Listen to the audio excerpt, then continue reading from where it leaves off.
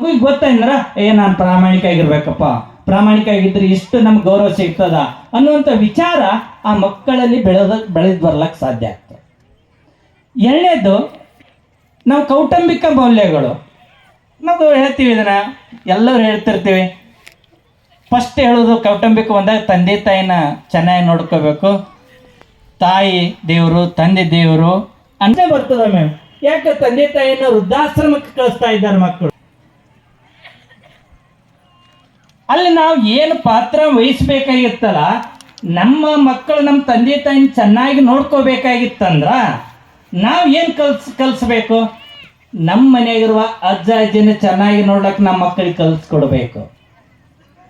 ಗುರು ಹಿರಿಯರಿಗೆ ಗೌರವ ಕೊಡೋದನ್ನು ಕಲಿಸೋದು ನಮ್ಮ ಪಾಲಕರ ಕರ್ತವ್ಯ ಆಗಿರ್ತಾವ.